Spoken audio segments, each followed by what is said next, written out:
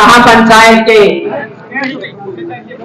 जितने भी मेरे बड़े दाते चाचे ताऊ सभी को मैं नमस्कार करती हूँ, प्रणाम करती हूँ। इस पंचायत के आयोजक पूर्व सरपंच जगदीश जलदार जी, मेरे युवा भाई, युवाओं की आवाज डॉक्टर मनदीप योगी जी और आसपास से आए हुए सभी गणमान्य लोग, सभी ने अपने अपने विचार रखे। 35 साल की मेरी उम्र हो गई है, ठोकरें खाकर के यहां तक पहुंची हूं। 12 साल की उम्र में बाप गुजर गया, सब बहन भाई छोटे, मां चारपाई पे 2 एकड़ का जमींदारा, गरां खाने ने रोटियां के लाले। बहुत कठिन परिस्थितियों से निकल करके आई हूं। इस धरातल की ठोकरें खाकर के सीखी हूं कि जितनी भी ये कुरीतियां हैं ये खत्म कैसे होंगी। हम बात रख रहे थे, विचार रख रहे थे, सभी के विचार सराहनीय थे। और जब ये गुरुकुल की पढ़ी हुई बातें आपको बता रही हूं और मेरे जीवन पे अनुसरण की हुई बातें मैं बोल रही हूं, जब माथे में बिंदी लग जाती है और होठों पे वो लाली लग जाती है तो उस बेटी का नजरिया अलग दिशा में हो जाता है। आप बड़े समझदार है, समझ रहे हैं।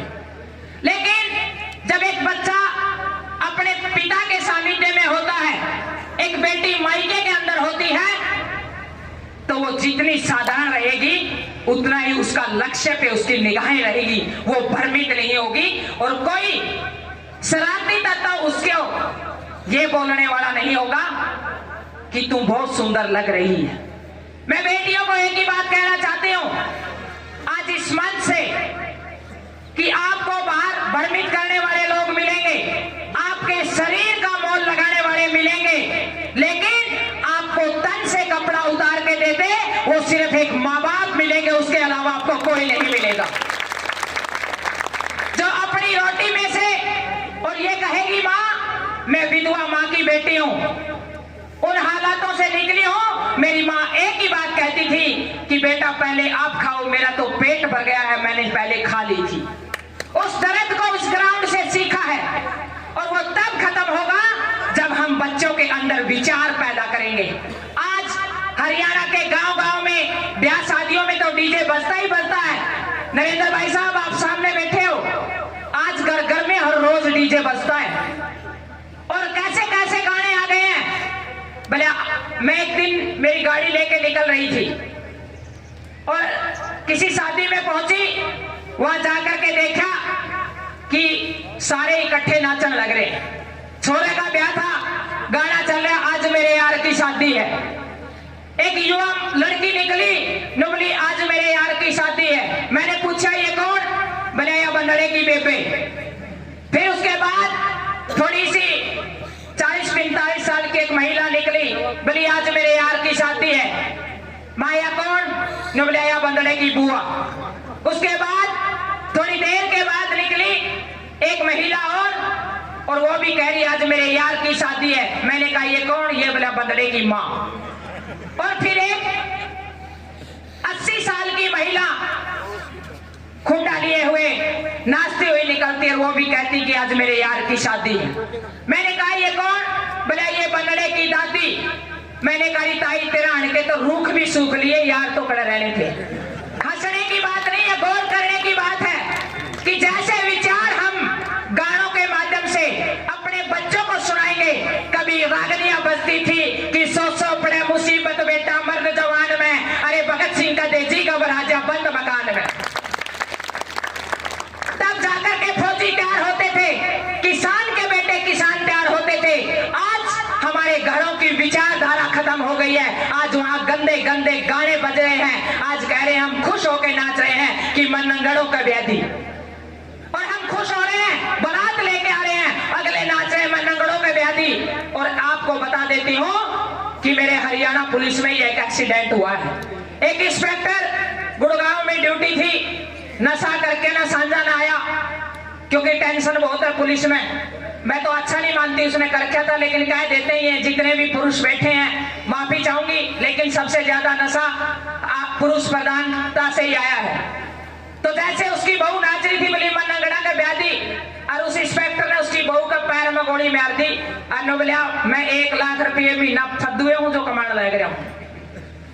कहने का मेरा भाव यही है, खिलाड़ियों से ज्यादा मैं इस देश की खिलाड़ी हूं, मैंने खेल खेला है। इन खिलाड़ियों से भी ज्यादा हमारे देश के जितने भी कलाकार हैं जो गंदा गाना लिखते हैं और जो गंदा गाना गाते हैं, उनके ऊपर सबसे पहली कार्रवाई होनी चाहिए। पंचायतों ने यह संकल्प लेना चाहिए। आज जब पहली दूसरी के बच्चे से पूछते हो तो उनको किताबें याद नहीं रहती, गाने याद रहते हैं। और मैं कई बारी, मेरे बहुत सारे साथी भाई मेरे को बहन बोलते हैं, सौभाग्यशाली आज पूरे प्रदेश की बेटी और बहन होने का सौभाग्य मिला है। तो मैं उनको एक ही बात कहती हूँ, माँ भाई कोई और काम कर लो, क्यों इस युवा ने बिगाड़ो हो। अपनी कलम से कोई ऐसा लिख जाओ जो दादा लक्ष्मी चंद लिखे, दादा जगन्नाथ लिखे, दादा जाटमेर सिंह लिखे और दादा मुंशीराम जैंडलीवाल लिखे। आज इस 21वीं सदी पे उस रागनी को एक बार पढ़ के देखना, और एक एक बात हो रही है कि सदी 20वीं पाछे भाइयों ऐसा जमाना आवेगा, इतनी खिल्लत बढ़ जाएगी, मानस में मानस खावेगा। जीटी रोड के ऊपर नीचे 2-2 रास्ते हो जाएंगे, लोग मरेंगे कट कट के, फौजी दस्ते हो जाएंगे, भेड़ बकरी महंगी हो जाए, मानस सस्ते हो जाएंगे। और आज ये हालात हो रखी है। आज उस रागनी को खोल के देख लेना, वो सूर्य कवि थे जो आने वाली सदी के बारे में लिख गए। लेकिन मैं एक बात कहना चाहती हूँ, इस मंच से नोट करके ले जाना, अगर आप चाहते हो हमारी युवा पीढ़ी अच्छी हो, हमारे बच्चे अच्छे हो, हमारे घर का परिवेश अच्छा हो, हमारी बहन बेटियां अच्छी हो, तो संस्कार कभी नीचे से ऊपर नहीं जाते, संस्कार हमेशा ऊपर से नीचे आते हैं। ये हम सब ने फॉलो करना होगा। मेरे को कई बारी कई ताऊ मिल जावे, मैं घर जाऊं, मैं उस युवा ने पूछूं भाई क्या करे है, कुछ नहीं करता बहन जी। कितनी उम्र होगी? 25 साल की उम्र होगी। क्या सपने हैं? कुछ भी सपने नहीं है। बाबू क्या करे है? साधन ताश खेला बहन जी, सांझन है पैग मार के आ जाए, और फिर 2 कामची मारे मेरी माँ का। मैं उस पिता से ये पूछना चाहती हूँ, किसी एक व्यक्ति पे नहीं बोल रही हूँ, मैं उस पिता से ये पूछना चाहती हूँ, जब उस पिता से बात करती हूँ कि ताऊ बेटे को क्या बनाना चाहते हो, वो कहता है कि मैं बेटे को लेफ्टिनेंट देखना चाहता हूँ। मैंने कहा ताऊ सबसे पहले आप कुछ करके दिखाइए, बेटा अपने आप लेफ्टिनेंट बन जाएगा जब खुद आप जाकर के काम करेंगे। एक समय होता था कि हमारा किसान सुबह 4 बजे उठ करके खेतों में जाता था और हम संघर्ष करते थे। मैं वो बेटी हूँ जिसने बैल भी चुकी है, मैं वो बेटी हूँ जिसने गुगू में अपने हाथों से गहरे लगा कर, बहुत सारे युवा तो गुगू का नहीं पता होगा, गुगू में तूड़ी कैसे निकलती है। 1.5 किला सांझा तक पसीना ले दिया करता, और जब उसकी तूड़ी में आकर देना तो जैसा चुरमा अच्छा मेरी कोई तकड़ी ताई अपने हाथ बना दे, उस तूड़ी का मजा पशु को नहीं आता था। हम कर्मशील थे, आज युवा कर्महीन हो गया है। आज हम युवा को, मैं किसान की बेटी हूँ, एक एग्जाम्पल से समझा देना चाहती हूँ। एक गऊ के बच्चा पैदा होता है, हम उसको बैल बनाने के लिए एक प्रक्रिया लागू करते हैं। हम सबसे पहले उसको एक गरसेड़ी में लेके नथुआते हैं, फिर उसके बाद उसको जुए के नीचे लेके आते हैं, गरसेड़ी के नीचे लेके आते हैं, फिर धीरे धीरे हम बरोटी उसके साथ लेके आते हैं, और फिर धीरे धीरे प्रोसेस करके हम उसको हड़ में, मुन्नी में, फिर बुग्गी में 2-2.5 साल के संघर्ष के बाद वो बैल बढ़ पाता है। और यदि उसके ऊपर काम ना करें तो क्या बढ़ जाएगा? खग्गड़। और आज बच्चों के ऊपर काम सिर्फ पढ़ाई करी जाती है, लेकिन उनको जिम्मेवार नहीं बनाया जाता। कोई माँ बाप ये नहीं कहता बच्चों को कि बेटा शाम को आकर के इतने बजे स्कूल से आकर के खेत में पहुंचना, दुकान में पहुंचना, जहां मैं बैठा हूं वहां पहुंचना, और नहीं पहुंचा तो पिंडिया पर लागेंगे। मैं विधवा माँ की बेटी हूँ, मेरी माँ का इतना कंट्रोल था, एक ही बात कहती थी कि इतने बजे स्कूल खत्म हो जाएगा और इतने बजे रोटी खानी, इतने बजे खेत में पहुंच जाना, नहीं तो यू दरिया डंडा कामची। ये डर, ये भय बच्चों के लिए जरूरी है, क्योंकि बच्चा मछोड़ है। प्यार भी जरूरी है, थोड़ा सा बच्चे को डर भी जरूरी है। आज कह रहे हैं कि नशा सिर्फ बेटों में हो गया है।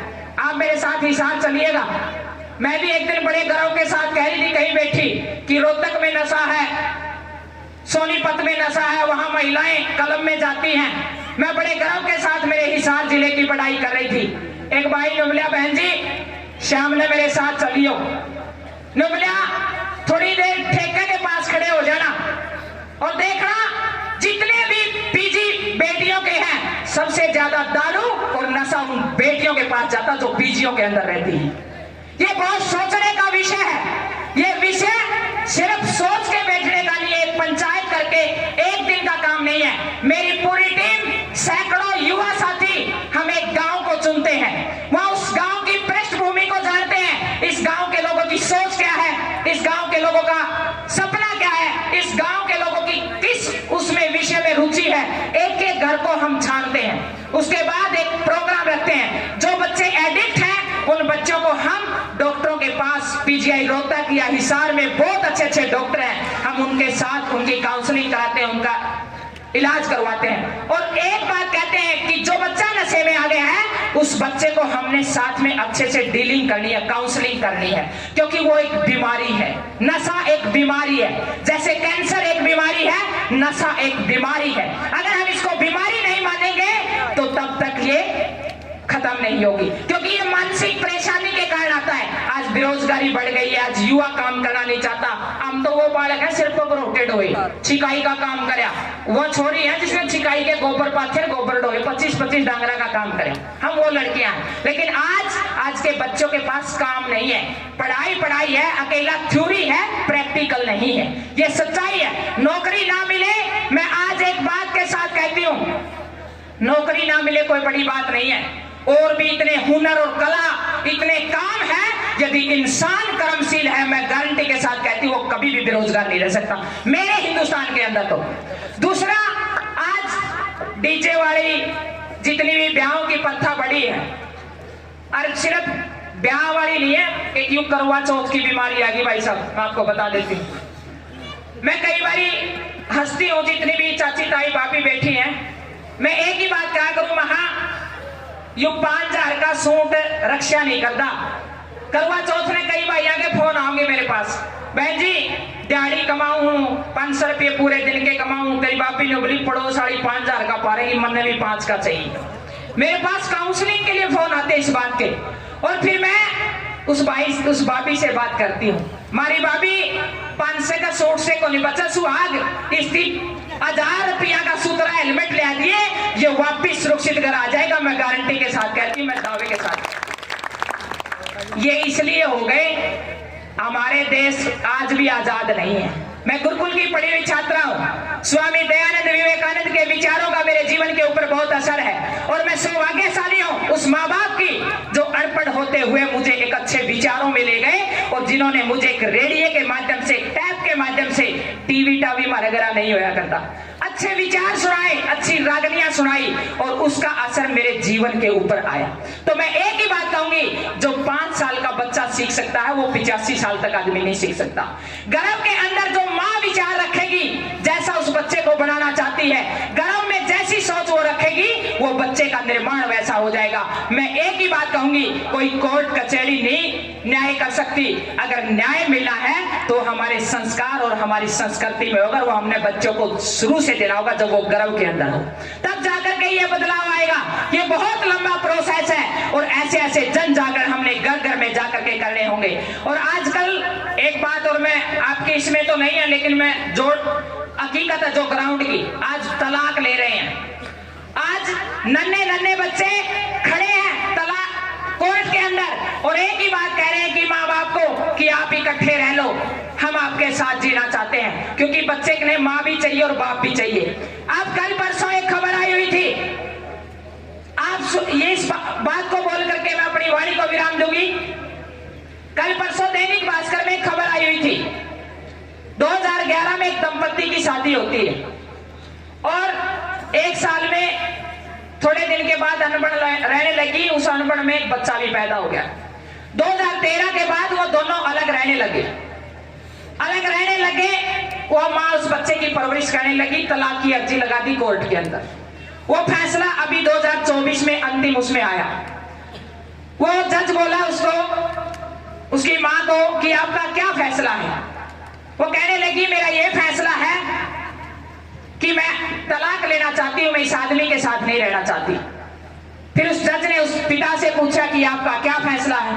उसने हाथ जोड़ के कहा कि मेरा ये अंतिम फैसला है कि मैं भी इनके साथ नहीं रहना चाहता। वो बच्चा 11 साल का आगे खड़ा था।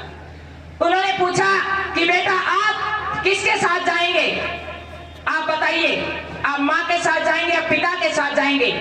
सुनने की बात है, उस बच्चे ने हाथ जोड़ के एक ही बात कही कि मुझे इन दोनों से तलाक चाहिए, मैं ऐसे माता पिता के साथ नहीं रहना चाहता। और उस माँ बाप ने, जज ने आधे घंटे का टाइम दिया और उनने दोनों माँ बाप की अकल ठिकाना आ गई। उस बालक ने वो माँ बाप इकट्ठे कर दिए। ये हुआ क्यों? क्योंकि साड़ियां के सामने हो गई। मेरे बाबू कहते थे बेटा साड़ियां का कोई सामना नहीं होता, ब्याह हुआ 2 साड़ी, छोरा जब में 2 साड़ी, बुआ बैठी 70 पछली कोण में, बुआ का कोई आजता पता नहीं है। और वह साड़ी जब छोरा जमेगा वह घरबारी ने भी ले जाएगी, सारा सामान बांध के ले जाएगी। वो बालक कोर्ट में धक्के खाना फिरेगा। ये हकीकत है आज की। जब कोई बुआ और बेबे अगर घर में आएगी तो वो दो जो जैसा पट्टा टूटा जे बाबी देवगी, उसने भी वह ससुराल ते रुपये लाओगी और बाजार में तो नया खरीद ले जाएगी। वो पट्टे टूटे तो दिखाओगी को नहीं, लोगोगी उस सुतरा सा मेरी बाबी ने दिया। ये बेबे है, ये बुआ है, ये हमारी संस्कृति है, ये हमारी असली धरोहर है। अगर हमने, अच्छी बात है, आगे बढ़िए, 21वीं सदी है, मोबाइल का जमाना है, बहुत तरक्की हमारा देश कर रहा है। लेकिन मैं एक बात जरूर कहूंगी कि हमारे देश की संस्कृति इतनी मजबूत है कि मैं 7 महाद्वीप क्लाइम करके आई, अमेरिका गई, अंटार्कटिका गई, ऑस्ट्रेलिया गई, मेरे देश से मजबूत संस्कृति मैंने किसी देश की देखने को नहीं मिली। अरे भाई, बड़े बड़े होटलों में रहने का मौका मिला, सच्ची बता दूं, निरा बासी खाना, महीना का बासी, बढ़िया सबकी में पर्दे बढ़िया मिलेंगे, सारी चीज मिलेगी। लेकिन सच बता दूं, जो मेरी माँ अरहर की दाल आरा में धर के बनाती है, जो उसका आनंद, जो उसका स्वाद है, नहीं मैंने किसी 5 स्टार 7 स्टार में नहीं आया। ये हमारी संस्कृति है। सहज पके सो मीठा होए, साधारण खाना, सादा जीवन, उच्च विचार, ये हमारी संस्कृति है। हम गुरुकुल के पढ़े हुए, हमारी गुरुकुल की शिक्षा पद्धति थी।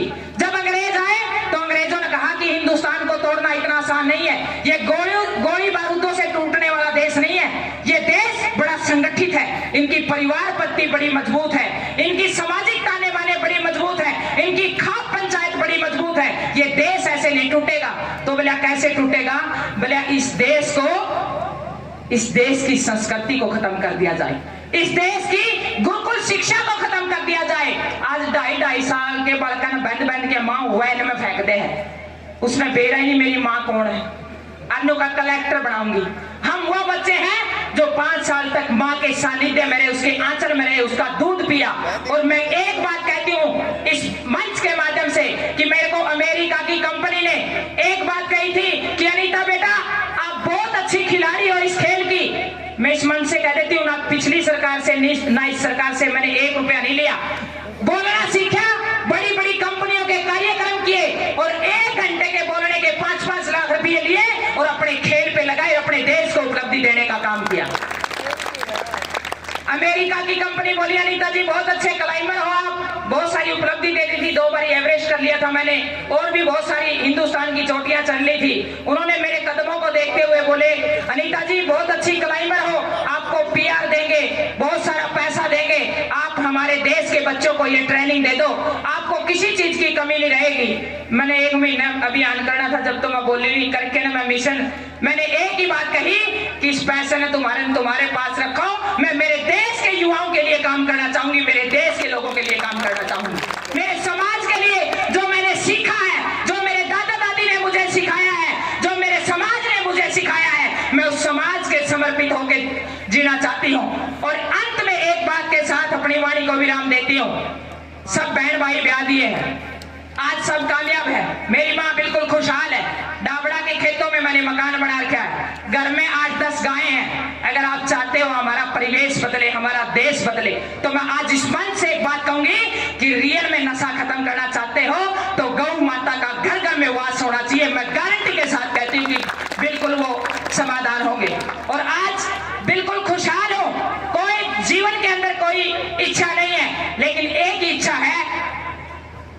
माताई ने उंगलियां नहीं था बेटा ब्याह नहीं कराया।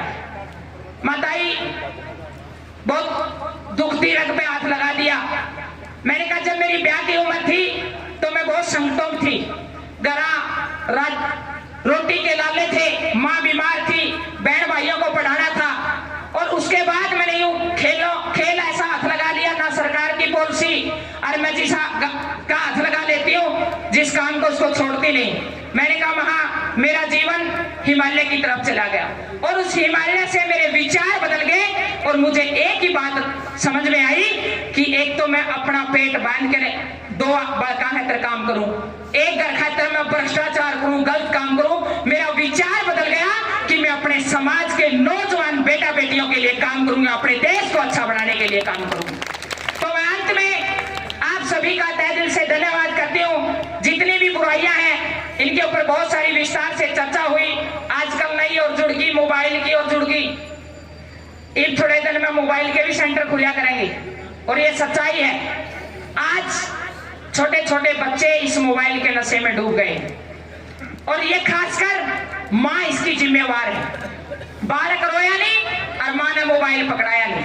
और मैं अपनी 2 लाइनों से अंत में कह करके विराम देती हूँ कि माँ आज तो इंस्टा पे रील बनाती रहना, आज तो इंस्टा पे रील बनाती रहना, आने वाले समय में ये बच्चे आपकी रेल ना बना दे तो मैं गारंटी के साथ कहती हूँ, मैं दावे के साथ कहती हूँ।